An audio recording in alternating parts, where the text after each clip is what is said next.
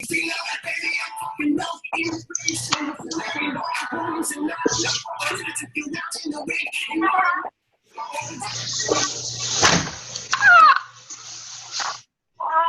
pull that down. Thank you all for being on this call. I am super, super excited to have everybody here.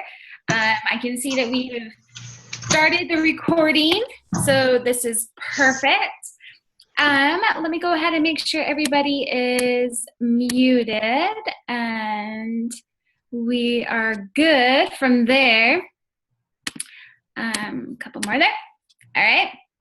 So, as you guys can see and heard about in the team page, I just got back from a seminar this weekend, a Brendon Burchard Seminar, and I was able to go with my diamond coach, Tracey Ferrin, and another one of my coaches came as well, Linford, who's a phenomenal coach. I had asked Tracey weeks ago if she would be willing to kind of co-host this with me, but I'm sure that you guys will get to hear from Deidre as well, because I'm going to call on her after the fact to kind of make a video kind of sharing her takeaways from this as well and share it in the team page. So surprise on that one, Deidre. But I will tell you guys up front right away that doing seminars like this and investing in your own growth and in your own personal development is always worth it. So if you guys have, you know, a special that you see come up or tickets go on sale for a personal development seminar, I would highly, highly recommend that you take advantage of that opportunity to learn and to grow.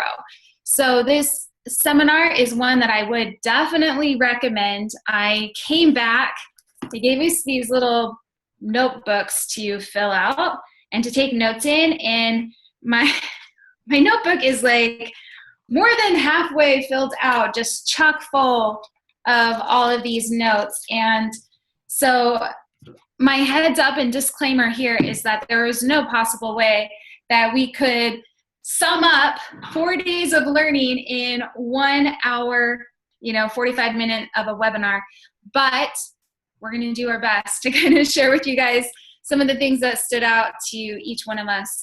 So I am going to let Tracey start, and I'll have Tracey give a short little introduction so you guys can get to know her, because this is her first time speaking to you guys from a Team Forward Fitness webinar standpoint. So I'm sure you guys have seen her post on the page. You know that she's a rock star coach.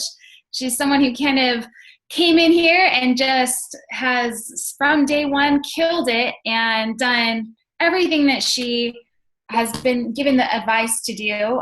Just really put in the effort and the time and the work. And I've been nothing but impressed with her. And it was such an honor to share a room with her this weekend and get to know her even better. So you guys are in for a treat.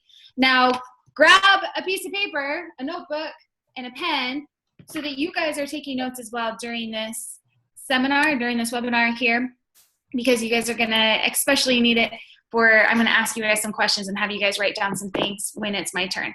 But I will have it pass over to Tracey. So Tracey, if you want to take it from here. All right. Can you hear me okay? Can you hear me okay? Okay, awesome. So I just want to do a quick introduction. My name is Tracey, and I became a coach, I think, in January. So it's been about 9 months. I am a mom of 4. I am a wife, and I have 2 other jobs on top of this. So I am proof that if this is a priority in your life, that it is possible. And this is a huge priority in my life, and so I make it possible to work with being a mom of 4, being a wife, and working 2 jobs. One thing that I was surprised with going to this seminar was not just the learning aspect of it for like the business part, but how many breakthroughs that I would have personally outside of the business aspect. So I had a lot of life breakthroughs and aha moments, and that alone is worth going to a seminar if you don't even have the business added on top of it. So I'm going to share my screens. I only have a couple of slides. Let me see. And we'll go ahead and jump in.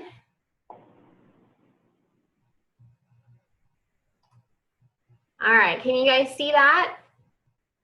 Awesome, and I'm gonna go ahead and take this down because that's actually distracting to me to see myself and you guys. So I'm gonna take that down. All right, but you can still hear me. Okay, so one of the things that stood out to me was necessity. He went over necessity and what it was, but my interpretation of it was really within the Beachbody world is our why we do things. So necessity, yes, because I'm someone who will Google words to make sure that my definitions are correct, and I did Google necessity, and it means something that is required. And so I thought, okay, well, what is required in life? Well, a necessity in our life is we have to have oxygen to breathe, right? We have to have water and food. Those things are necessities in order to live, or we would die. So that's really our why that it stood out to me, is why do we do this business? But before I get down there, before I skip too much ahead, as a coach for me, I feel like the necessities in this business are the 4 vital behaviors. And like I said, our why. Those are necessities to building a successful business. So we know that the 4 vital behaviors are invite, personal development, proof the product works, and then the one they just added, I believe this year, is recognition. And if we don't have these necessities to our business, we will not grow a business. And I'm sure even Brigitte can testify that even at the point she is at in her business, she is still doing these things because she is still wanting her business to grow, and she's still wanting herself to grow. And so for me personally, my whys are, and you know, guys, I realize that these whys have to be so big and so deep that it literally, in my opinion, it creates emotion. It creates feelings. It can create crying. Anything that creates emotion, in my opinion, is a deep enough why. And I do think there's levels and degrees of that, though. So for me personally, my son was always saying, Mom, is today work day? Mom, is today work day? Are you going to work? What are you doing? And it started to really bother me, especially to see how it affects him. So like this morning when I got him off to school, Mom, is today work day? And he just means like outside of the home. And I told him, no, today we'll be home and then we'll go to the gym later because I also teach. But to him, going to the gym and working Beachbody is not work. Seeing me leave the house and working outside the house is work. And so that has struck a chord with me. I don't want him to say that anymore. I don't want him to say, is today work day? Are you leaving? And so that drives me. I want to get out of debt. I want freedom financially. I want the freedom to take vacations when I want to. Great thing about this business is you can work it from anywhere. And I want more time with my family. My why for helping others is I really want to equip and empower other women to feel the way that I have felt through Beachbody and what it has to offer. I want to teach them to take control of their lives. Another big one, if you look at this photo at the bottom middle, this might actually seem kind of depressing to you guys, but that photo motivates me. It brings tears to my eyes, and it really puts fire in my soul. I use that to motivate me for a few reasons. One, I would love to adopt, and I want to adopt outside of the country. And I even have it down to race and everything like that. And so those 2 photos remind me of children that are supposed to come into my family. I even know how many. It's supposed to be 2, and I feel like it's supposed to be 2 boys. 2 kids that are waiting for me to get my act together to build this business so that I can bring them into my family. So when I think this business is too hard or I just don't feel like doing it, I look at those children and I imagine the children that are supposed to be in my family and how it's going to make them feel when I have to face them and say, sorry guys, sorry it took mommy 5 years to get her crap together, but you just weren't important enough, you know? So I keep those photos there to remind me that I've got babies that need to come into my family. The other one is just a girl that says broken, and on her shirt it says okay. As a coach, it is not my responsibility to fix people. I've learned that. But I can help women become okay. And if I can do that in this job, I feel like that is enough. to take broken women and help them to be okay. That's what I want to do. The other photo is a photo of me when I was sick with cancer and my daughter. And that just kind of reminds me of my health, where I once was in life. I didn't have my health. And so why do I do this business? Well, because it keeps me accountable to my own health. I have to be the example. But that also reminds me that I do have a story to share with others. And then, of course, the center photo, which is the biggest one to me, is Christ. And so when I'm having like a pity party or thinking I just can't do this, this is just too hard, I look at that and I think, no. What is hard? What was hard was Christ being crucified, having nails driven into his arms and wrists and feet, wearing a crown of thorns. That was hard. So that puts things into perspective for me. And so I know it might seem really depressing to other people, but that motivates me. And so it kind of, and then of course there's just a photo off to the right. That's my family. My family is my huge why. They are why I do this every single day, why I get out of bed and why I'm motivated. And so I just put, you know, to me, these are deep whys and these bring emotion to me. And I think that revisiting that why every day is vital. It's been key for me. That is actually a photo that is in my office right off to the right of my computer, so that when I'm sitting at my desk looking at my computer, I can glance over. It's a constant reminder of some of my bigger, deeper whys as to why I am coaching. And just quickly with personal development, I've just really realized that personal development is a huge game changer, game changer in our business. And I realized that our business can only match where we're at with personal development, and that our actions are a direct reflection of our mindset. That is something that I really notice. My actions are a direct reflection of my mindset. And in order to get my mind right, I have to do personal development through books or spiritually. So that's the necessity, in my opinion, what necessity is in this business, which is just the why. We'll go ahead and take it over to honoring your priorities was one thing we went over. And he had us rate, you know, when something comes up, we have to rate it from a 1 to a 10. 1 being the lowest on our priority list, 10 being the highest, which is like a must do. We have to do this. And if it's anything below a 5, he said, don't even entertain the thought. Like, don't even waste your time even thinking about it.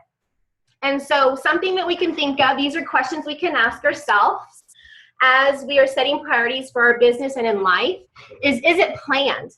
Was it on your schedule? Was it in your calendar? And if something does come up, will this something take away from your priorities that was planned already in your calendar?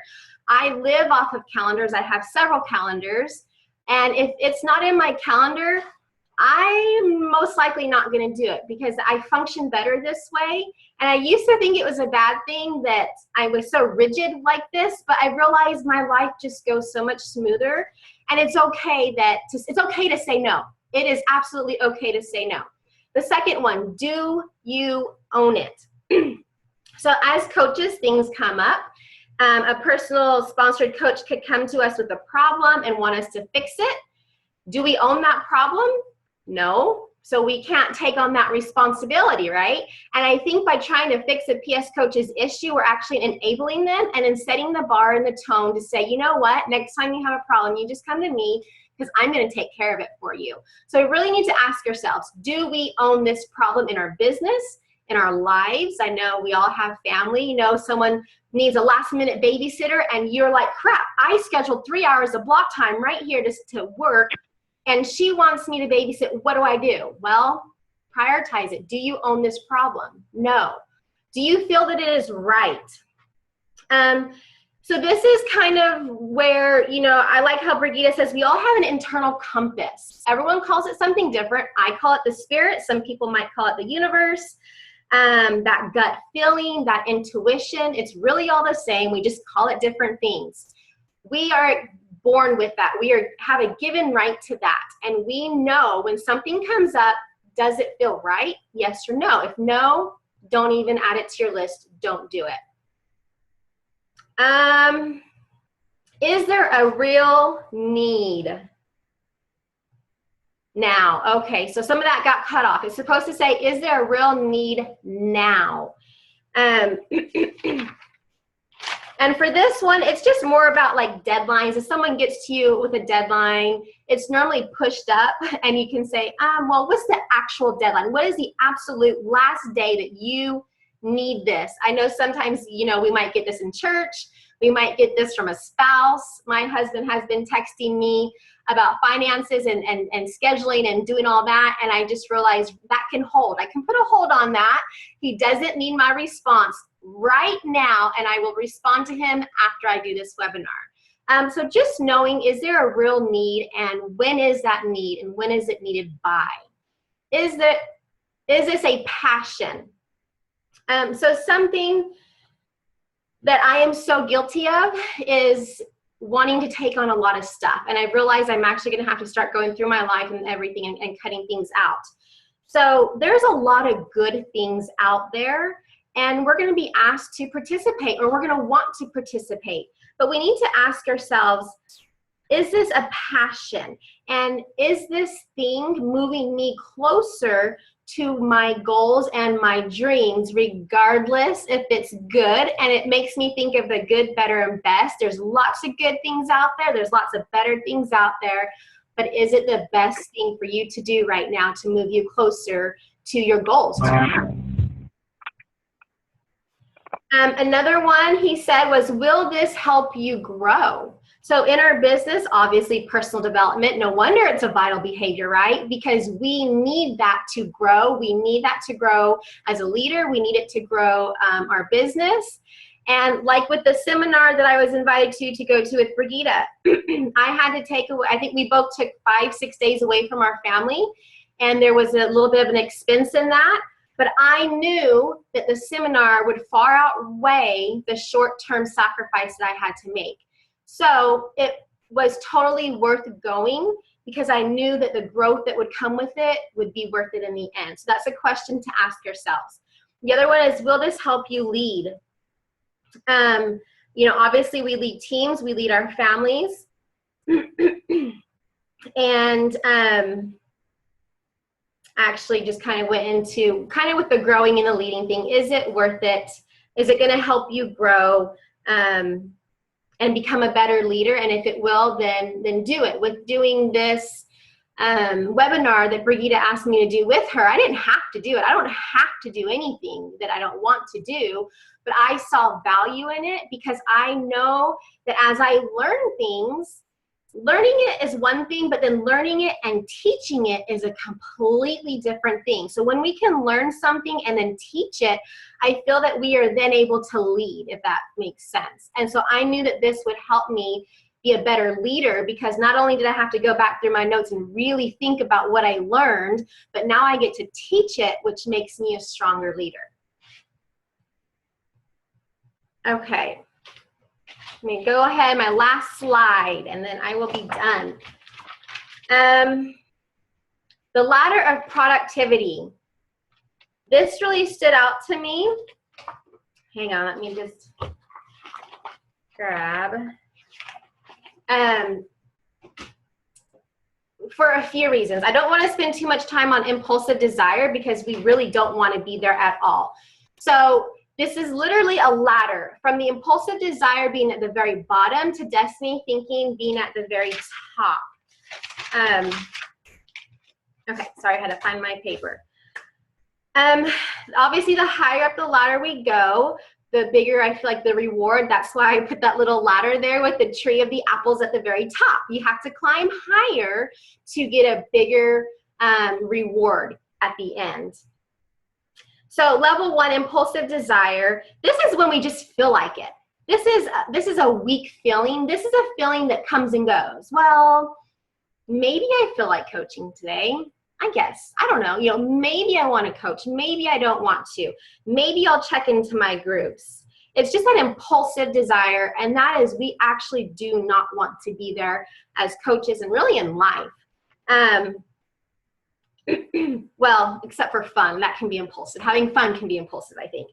So we really don't want to give this level of the ladder too much attention. The next level, and I really think that no one can build a successful business at that level of the ladder, of being at the very bottom.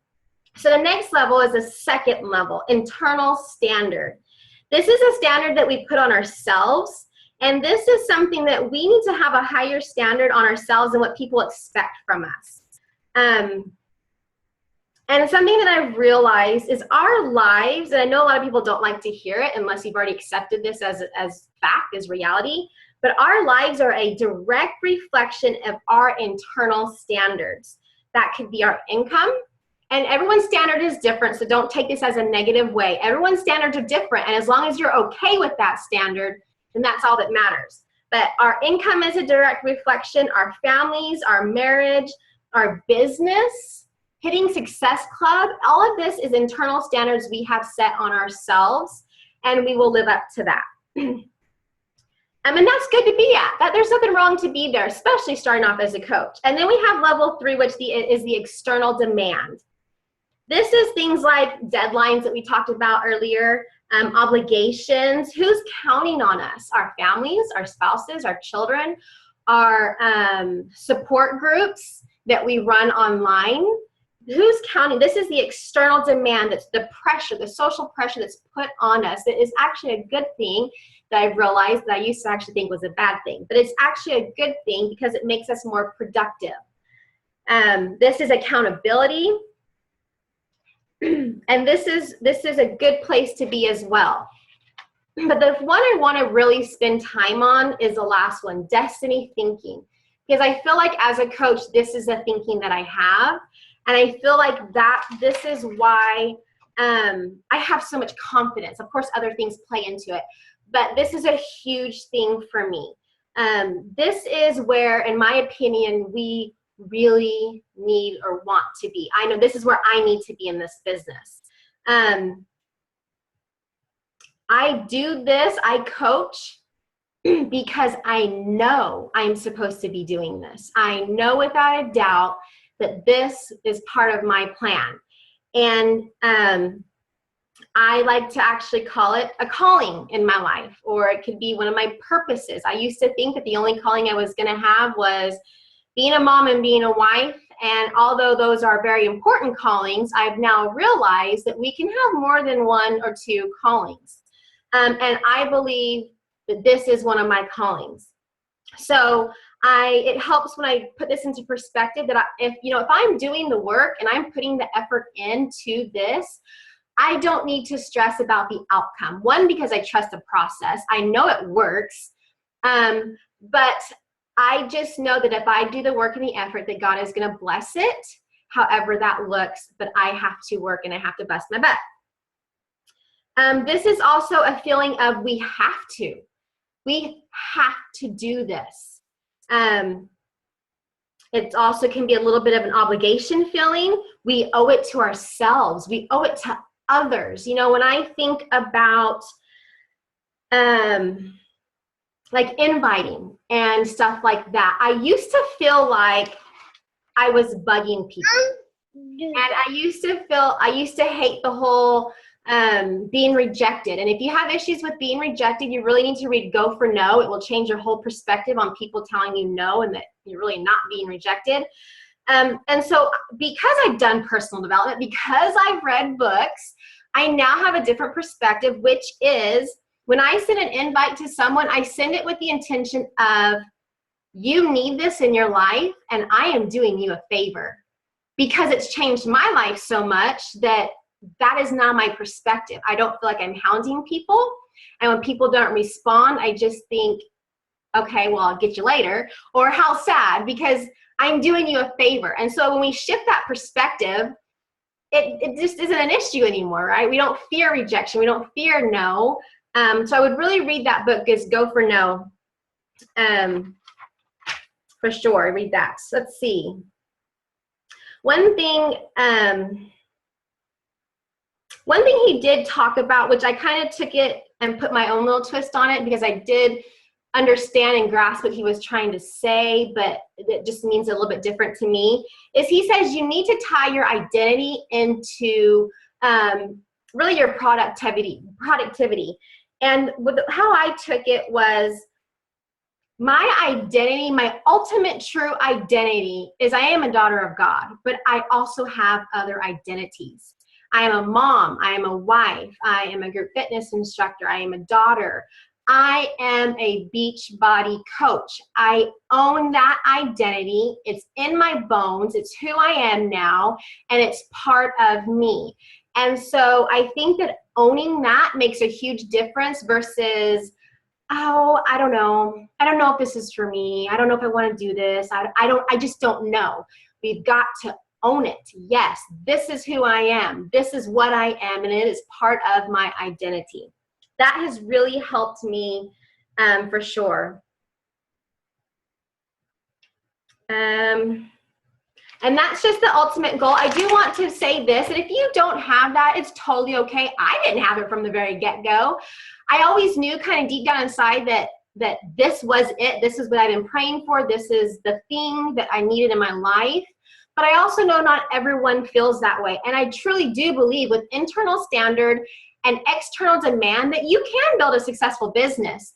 I just think that if we can understand and own it and reach that destiny thinking of this is just part of who I am, this was just part of my plan, I know it's going to work, and have that confidence in that, I just kind of feel like that's where the magic happens and takes place, just from what I've seen and heard from other coaches and what I feel in my own heart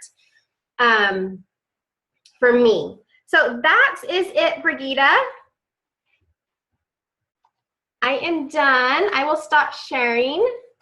Perfect. Thank you so much. And I'll come over. Go ahead and, I don't know if I can mute you. But thank you so much. And it's perfect. I am going to go ahead and let me pull up, because I want you guys to watch this video here. So let me pull it up, and I'll do a screen share as well. I hope you guys have your notes out, because I'm going to ask you guys to write down a few questions here. And so you're going to need your paper if you do not already have it out.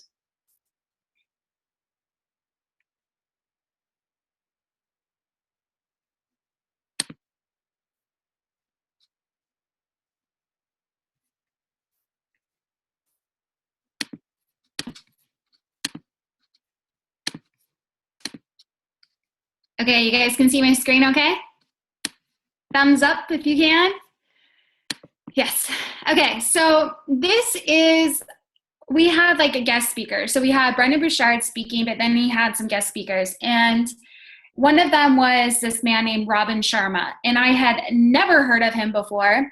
And it was one of the most impactful things for me. And I think a lot of times as coaches, it's really easy to get kind of lost in the seemingly insignificant task that we have as coaches, you know, in commenting on people's Facebook posts or commenting on challenge group posts. And it feels like, I've even had one time a person message me and say, like, I just feel like I'm cleaning up other people's messes, or that other people are like dumping their problems on me. And instead of, like, I don't know, and they would just kind of label the activities that they were doing as a Beachbody coach in such a negative light, and just kind of lost the sense of purpose of what they were doing. And I don't know if any of you guys have felt that way as a coach, or if you're sitting there thinking like, oh, this isn't like all sunshine and rainbows every single day that I'm doing this. And sometimes it's hard.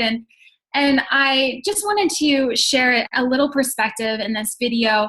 So this is Robin Sharma in the hat. He has a hat on, and he's traveled all around the world. And so he traveled to this country, let's see if he says where it's not, in Africa, and he walked into this airport, and he walked into the bathroom, and this man met him and said, "Welcome to my office." And totally took Robin by surprise, and was like, "What?" And this man was just big smile and was like, "Welcome to my office. This is my office." And it was a janitor. And so he filmed this little video with this man, and I just wanted to share it with you guys really quick. So you might remember Arun Jabulani from the videos that I show at the Lead Without a Title presentations around the world. I walked into the restroom at the Johannesburg airport that he runs, and he said, "Welcome to my office." Yeah, always, Baba. And he's a perfect example of what leadership is about. Why? Because you love what you do, right? Yeah, I love what you do. I'm not ashamed of what I'm doing. I love what I do. This man is real success. Yeah. So it's great to see you after, I think, 3 years. Maybe What do you have for all my followers on Facebook who want to lead without a title? Yeah, whatever you do, no matter what you are doing, if it keeps you happy, you must always, no matter what you do, even me in my office, I'm proud of my office and I love my office. So no matter what you do, spirit, Baba, more fire, put more fire. That's what it's all about. The world needs more heroes like Arun Jabulani. Yeah. And that wasn't the clip that they showed, but it was the only one that I could get. And so I still wanted to pull it up, but it was so fun. Like in this video, and he doesn't have it on his Facebook page or YouTube because it's probably protected for him to use it in his speeches that he does. But this man is like, "Welcome to my office." And he took so much pride in taking care of this bathroom and cleaning the toilets and cleaning the urinals.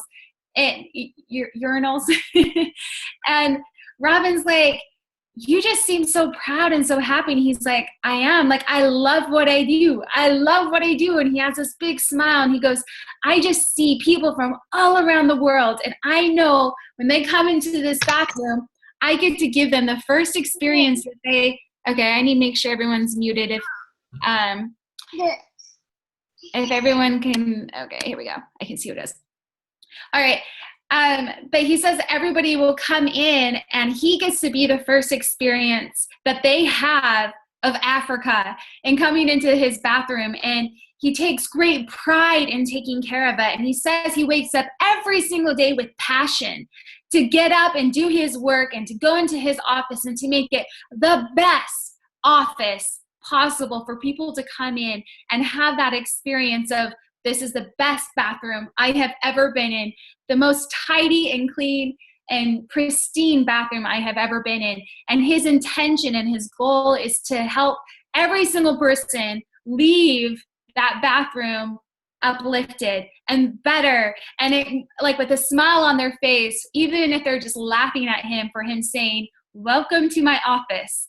And I just thought, man, this is a guy who gets it. This is a guy who sees what it's really all about.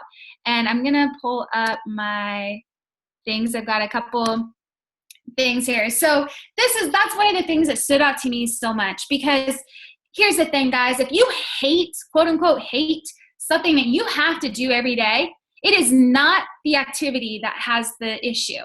It is your lack of personal development, it is your attitude, and it is your approach. Because you don't draw meaning out of activities. The activities, there's nothing wrong with that. It is the activity, the meaning that you had given that activity. So can you give it a different meaning? Can you see, like, what I get to be here and uplift people? Brittany, you keep coming unmuted, so make sure you don't unmute. We can hear your baby. So make sure that you are giving this meaning of what's really happening here, guys. When someone joins your challenge group, what's going on?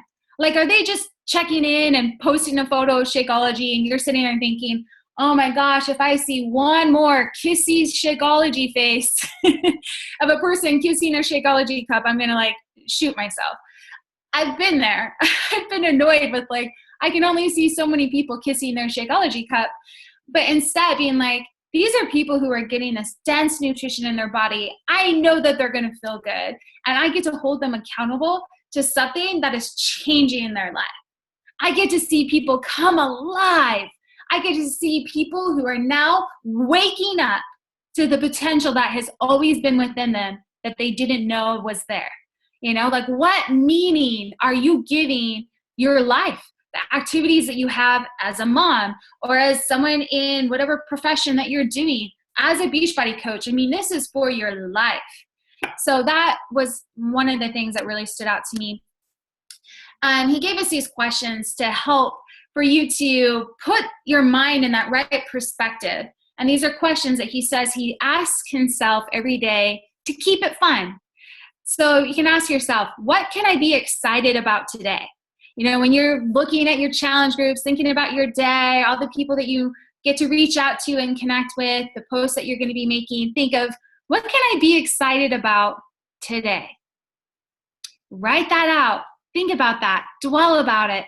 And think in your heart, like, I'm so freaking excited for this to happen. Like, where you feel that, like, feeling of Christmas in your heart, and you're just like, I'm so excited about this. Also ask yourself, okay, what today could possibly derail me? Like, if you're being proactive about it so that you can create some safeguards per se, or create a strategy to address it, then you be in control, be living in intention, and not just be caught off guard and be like, whoa, you know? So create that intention in your mind of, how am I going to respond? Like, okay, I know I'm going to be getting on a call with my mother today, and in the past, I have felt this way after calls with my mother. So what do I want to feel? And be proactive about that, and keeps you in that state of living in an intention. And I loved this last question. Who can I surprise today? Like, think about that. Guys, life is too freaking short to just be going through the motions and just be like, check, check, check. I got everything done on my to-do list. Like, what can you do to shake things up a little bit and kind of surprise people? You know, it was a very funny thing to see Brendon Burchard perform and stand up there on stage. And he would, like, say the most, like, random things. And he'd be like, yes, my friends dared me to say booby trap galore. Like, he would just have these funny phrases, and he'd be like, so-and-so challenged me to say that somehow in my speech today. And it just, like, would catch everyone off guard, and we'd all laugh. And I'm just like, this is a guy who's having fun, who really has lived what he's preaching to us of, who can I surprise today? You know, who can you make laugh? Who can you make, like, be like, you know, snap out of their autopilot life and be like, oh, this is funny, you know, and just have some fun with it. So I really liked those questions. Now, here's where I want you guys to pull out your pen and paper. So I want you guys to take a minute, and literally you're going to do this. Don't just go through the motions. I can see you. But I want you to take a moment and kind of pause and think of somebody that you admire. You know, someone who has influenced you for the better in your life. It can be a mentor. It can be a grandparent. It can be, you know, that old high school math teacher who you still remember some of the things that they said. It can be a parent, a sibling, a cousin, anyone. And I want you to think down and write down, what are 3 things that they taught you? Like 3 pieces of advice that they have given you. So I'm going to give you guys a minute to write. I'm going to literally give you 2 minutes. And I want everyone to think of 3 pieces of advice that you have gathered from somebody in your life that you admire.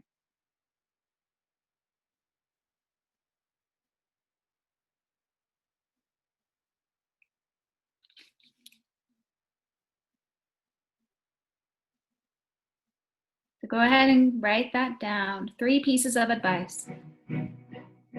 Put some Enya in the background for you.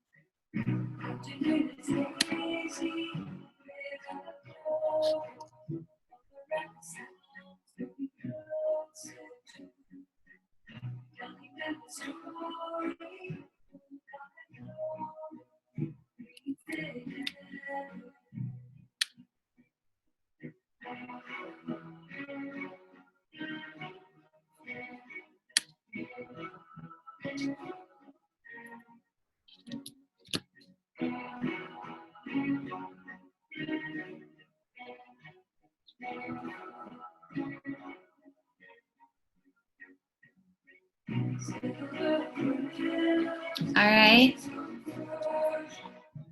So you've got 3 things that have stood out to you, pieces of advice that you've gathered from the significant person in your life.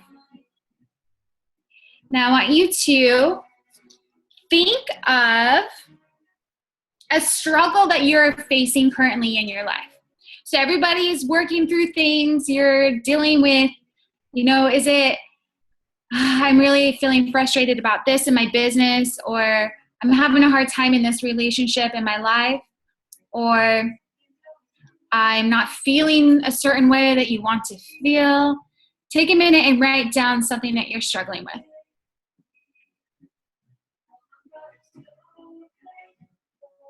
This should come easy for everyone. You know what your issues are.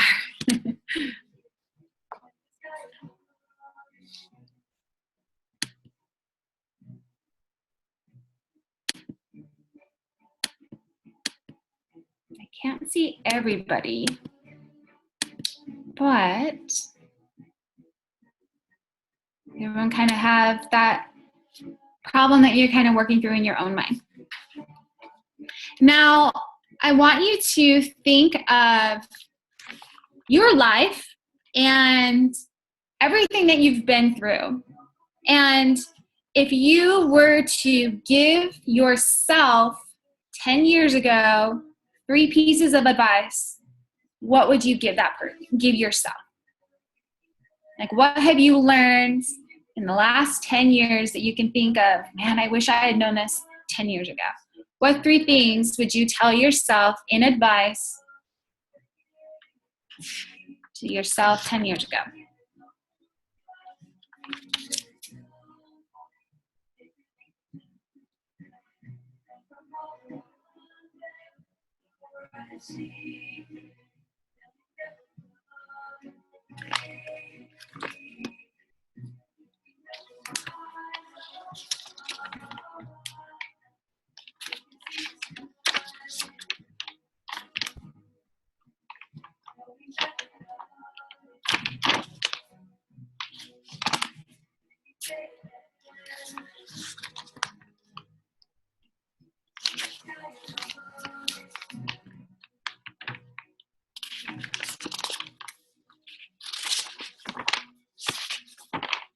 Okay, do you guys have those 3 things? Now, I want this to be separate things, but what piece of advice would you give other people right now? Like overall, just what are some of the 3 best pieces of advice that you would give? It doesn't have to be anything huge and elaborate. It can be the golden rule. It can be anything, what are 3 pieces of advice that you would give somebody else?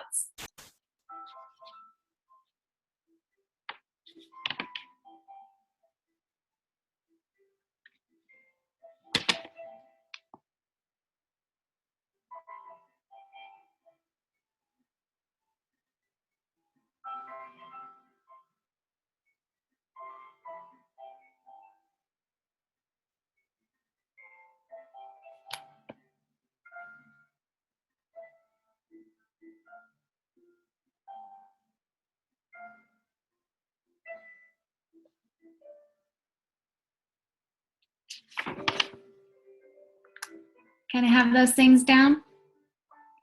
I'll go ahead and share with you guys my things that I had written down. And if you're still writing, you kind of tune me out if you want. One of the people that I thought of that was most influential was my grandma Ray. And 3 things that she taught me is, she said, you only talk about yourself. And she said, so, if I say I don't like this person, what I'm really saying is I don't like myself when I'm around that person. She said, you're always talking about yourself. So if you can see something negative in someone else, it's because you can identify it in you. Or if you like something in someone else, it's because you can see that goodness within you too. She said, you're only ever talking about yourself.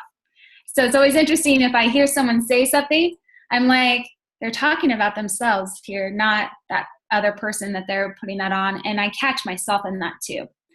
But that was significant for me.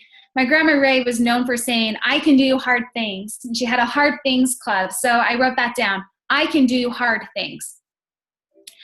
She also was really big on how there's two energies within us, and she loved the story of the two wolves. And many of you guys have probably heard this story, but it's a little poem or whatnot of a little boy who is talking to his grandfather, and the grandfather says, "Son, there are two wolves within each one of us, and one wolf is good and one is bad, and one of us like wants to help other people, one of us wants to, that other wolf wants to, destroy." And they're both fighting for nutrition. They're both fighting for you to win. And the little boy asks, which wolf wins? And the grandfather says, the one that you feed. And I'm sure I butchered the story, but it was always significant to me that she talked about that we have a choice, and we can have that choice to nurture the goodness in us or to neglect it. And so, paying attention to that. Advice I give myself would be save more money. This is 10 years ago. Tell myself, save more money, take care of your health, do personal development. What advice do I give other people many times? Therapy is a must. Therapy is a must. It's not a negotiable thing. You have energy that has been stored in you that you need to release because it's holding you back. One of my other pieces of advice is to work harder on yourself than you do anything else. And the other one, it's just always been significant to me, and that's why the team is called the What It Is, but is to always keep moving forward. That no matter how you feel, you take a step forward. Even if you're crawling, you're walking, you're running, you don't give up.